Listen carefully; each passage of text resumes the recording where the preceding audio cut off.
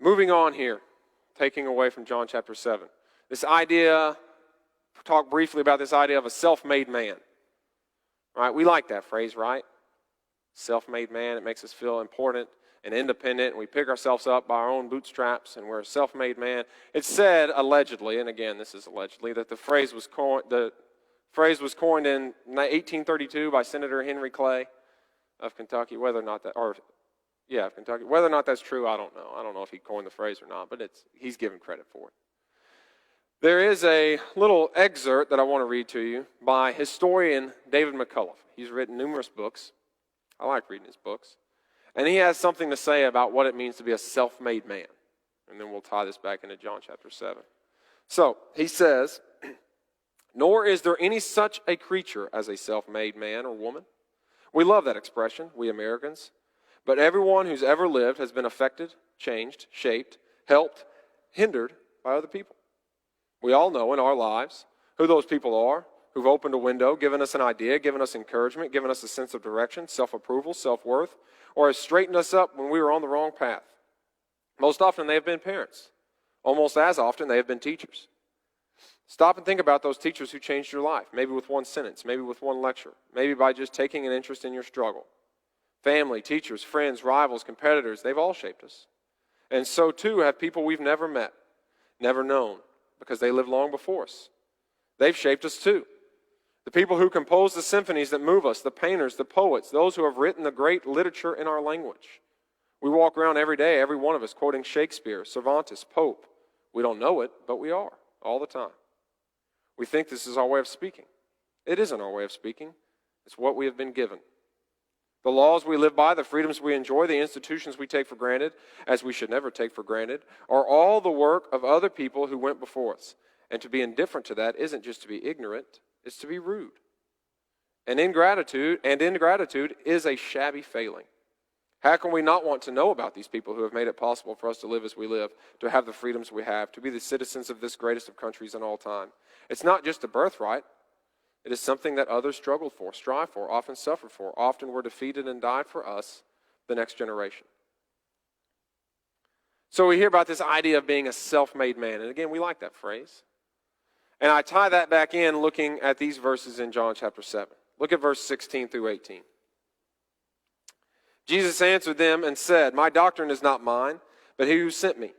If anyone wills to do his will, he shall know concerning the doctrine whether it is from God or whether I speak of my own authority. He who speaks from himself seeks his own glory. But he who seeks the glory of one who sent him is true, and no unrighteousness is in him." Look at verse 28.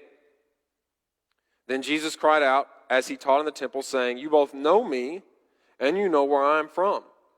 I have not come of myself, but he who sent me is true, whom you do not know, but I know him, for I am from him, and he sent me." Christ, as part of the Godhead, is ultimately, if you want to use the phrase, the definition of a self-made man. He, as part of the Godhead, always has been and always will be. He is, for lack of a better way of putting it, self-made. And yet, in every instance, and we're going to look at a few other examples, on earth, when Christ could have easily said, I'm God the Son. I am a self-made man. We see in a few chapters prior that the people wanted to make him a king, and he ran away. He didn't want that. He could have easily done it. I'm a self-made man. I'm God the Son. In every instance, just like we just read in John 7, he points back to the Father. Look at John chapter 5. Let's flip around just a little bit here. We'll stay in the book of John. John chapter 5 and verse 30. Christ speaking here in all of these instances. "I can of myself do nothing. As I hear, I judge, and my judgment is righteous, because I do not seek my own will, but the will of the Father who sent me." Look in John chapter 8, verse 28 and 29. "Then Jesus said to them, when you lift up the Son of Man, then you will know that I am he, and that I do nothing of myself, but as my Father taught me, I speak these things. And he who sent me is with me. The Father has not left me alone, for I always do those things that please him." John chapter 12. Two more of these here.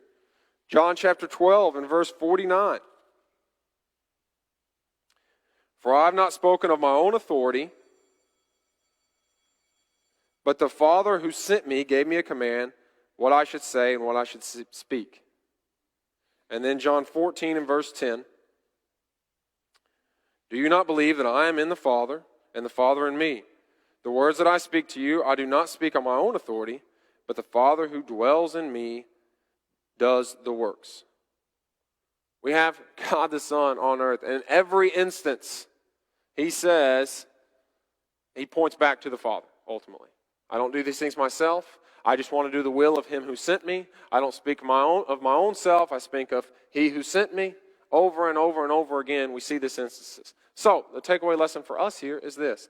If God in the flesh can constantly point back to the Father and not take credit for his own, ultimately, while he is here in the flesh, we certainly need to make sure that in any of our triumphs and in our glories and in the praise that we receive, we also point back to the Father. Because if God the Son can do it, certainly we mere men can do it and should do it even more so.